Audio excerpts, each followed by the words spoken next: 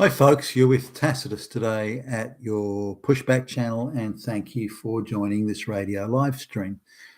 In this essay, I'd like to talk about something that I got involved in with some colleagues, and a little bit indirectly, but it's about companies or businesses that start or go down the path of affirmative action hiring and gender and race and sexual preference quota hiring and that sort of thing.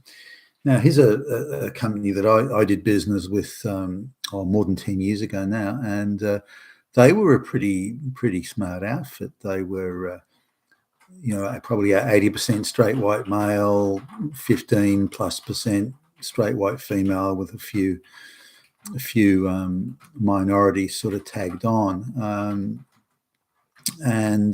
Again, they were a pretty good outfit and smart guys, and some pretty sharp dudes working there, and I thought quite well of them. So in terms of being an efficient business-like outfit. So fast forward to sort of recently, and an organisation that we're associated with was doing some work there, and we were, I guess, called in to help them finish off some stuff. So that's how we got involved indirectly. You had to be a little bit careful when you're sort of the subcontract type sort of guys. You don't offend anybody, so you have to be just a little bit more mindful of not offending some of the lower, the lower down people. But when you get that many sort of minority hires, it's the opposite today to what it was. It's 80% minority hires, if not more, and I don't think any of them are even remotely qualified to be doing the jobs they've been doing. And even the ones that are on paper are theoretically qualified. They've either come from another role where they were an affirmative action hire and sat around, did nothing, or they've just been an affirmative action and quota in being waved through high school and college and so on. They've never had to, really test themselves or be tested or have any independent testing of their capability. So, and because they can sit around doing nothing, they haven't learnt from experience and acquired and become expert in their craft, or even wanted to, or tried to. So they're people who really still, they're all leaderless trainees effectively, and they don't really give a shit, and they're terribly entitled, some of these people. In fact, the less qualified they are and the more stupid they are, the more entitled they are. So, and there's no high IQ folks among them either, which, sometimes you can say, well, okay, the person they're not really qualified, not really experienced, but they're really dedicated. They really want to learn. They're quite sharp, above average IQ. They really want to get in there and succeed. You couldn't even give them that. So it's disappointing all around. Now, the CEO is complaining that, well, all these people, they're no good. They're idiots. They're letting me down, and they're not doing a good job, and so on. And he fails to make the connection between the affirmative action and quota hiring and not having qualified people. But he insists there's just a shortage of qualified people. That's the reason. It's not their hiring policies of hiring, willfully hiring unqualified people in the name of equity or anything like that. No, it's not that. There just aren't the people out there. And he even touts the stupid globalist solution where we have to bring in illiterate peasants from the third world, and that'll fix the high quality skills problem. Yeah, sure. But just talking to the guy, and I'm at an age and level of experience now where I can sit down and rub shoulders with these sort of dudes over a coffee and give wise counsel and all that sort of thing. And the guy's not that much younger than me. He'd be, I don't know, 48 or something. So anyway, we're sort of talking it through, and some other people are coming and going in and out of the room, and so he's. But the conversation gets down to, they run adverts for high quality people, but the people who are hired aren't the high quality people they're trying to get. So now we ended up having to do part of something which sort of drew us into a little bit of research that took that in. So given I could see that was an obvious sort of fault line in this, so I jumped all over that and got my hands dirty, rolled up my sleeves in doing some of the heavy lifting and getting that information together. And what they were doing was this: they were putting putting the adverts out. So the HR department was putting an advert out for a gig, any job. Let's say it's, I don't know, a product manager or something like that. And now that's normally a job that has a certain amount of, give or take experience, but they were really going to the top end. You must have a master's in marketing and you must have at least 10 years experience, and you must have worked for a multinational, and the advert was quite stringent, that you'll do this and do, and it was a fantasy advert in many ways, because I don't think there'd be a person on the planet would exist with all those credentials and qualifications and the expertise and the experience, and who would accept the money that was being put on the table. But nonetheless, now the marketing director that the product manager would report to was an affirmative action hire, and I wouldn't give her a job as a deputy assistant trainee product manager, let alone a marketing director. But there she was. So she's not going to hire anyone who's better qualified than her, which, given how poor her qualifications were, she had almost no relevant experience in the area, in either the industry or in that level of marketing, or that style of marketing. So why she got the job's quite beyond me. But nonetheless, she's a minority. Maybe it was a quota, ticking the quota box, or the affirmative action box, or something like that. Now, she's not going to agree to hire anyone who's better qualified than her. The advert was pitching at the advert for the product manager was pitching at a level of expertise far beyond what the marketing director's expertise level was.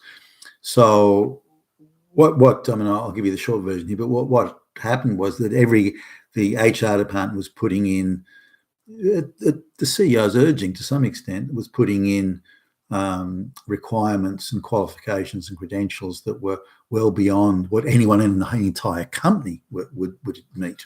They were impossible credentials that in reality, it was just a fantasy world of requirements, this beyond the pale wish list of what we want. We want somebody with 50 PhDs. Yeah, we only get the best.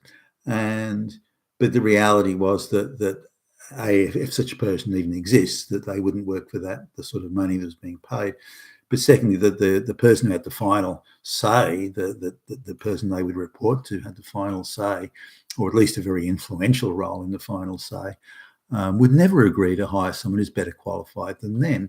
So what you get with affirmative action hiring and quota hiring is you get sometimes substandard or very substandard people moving into some of the key roles. And again, 3/4 plus of the company are now affirmative action people, and they're filling some of the upper managerial roles, vice president type level.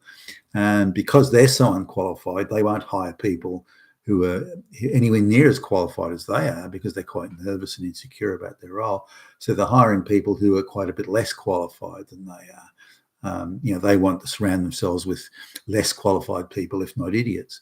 Now, given they're idiots anyway, they've got an IQ of 90, which means they'll only hire people with an IQ of 70, and so on and on. This crazy self-strangulation goes. So the adverts that they were putting out on the job boards bore no resemblance to any reality of the sort of people they'd hire, or that would be hired in the end. And so, but it didn't stop them doing it. They kept on and on doing that. So if you go through their list of adverts on the job boards, they're all pitching, right at the, aiming very high, right at the top end, but paying probably around average, maybe even slightly below average salaries for that sort of role. They just weren't getting those people. On top of that, they were getting substandard people, because they already had poor quality people due to the affirmative action thing. So I was sort of gently suggested this to the CEO, and the CEO didn't sort of really grasp it necessarily. Well, if good people were hired, well qualified people were hired, of course we'd applying for the jobs, of course we'd hire them. Well, no, you won't. And quality people are actually applying, but the people who are getting hired are in like the bottom 10, 15% in terms of quality and competence and expertise and capability are in the bottom 10 or 15% of the people who are applying. And you can see that by going through some of the CVs that they ill-advisedly, the HR department has diligently kept and filed away. So you look at that and say, well, hey, hold on a minute, this is crazy. Why advertise for top of the town people when there's absolutely no chance to get a job? You're wasting people's time and putting in the applications, but HR is wasting their time interviewing people and never get hired, and the committees are forming, and the committees are all made up of very entitled sort of immature, emotionally immature women who are just playing house. It's just all a little game to them of playing house and pretending that they're virtuous and going through the bureaucratic motions, which they all seem to love. So he went through and saying, well, there's that. Then you get the substandard people in. They're not capable of doing the job. So unless you're prepared to train them from the ground up and give them some serious direction and guidance and oversight, they're never going to be able to do the job. But you can't give them the oversight because that would be racist or misogynist or something like that. So that can't be done. So you've locked yourself into a situation where, this is me talking to the CEO, I'm paraphrasing, I didn't use this language, I was much gentler than this, that locked yourself into a situation where you've got unqualified people. It's a system designed to hire unqualified, poorly qualified people. It's a straitjacket you're in there, and this in turn is creating yet more problems, and that's what it is. So it's no point in whinging and moaning and crying into your coffee cup about it.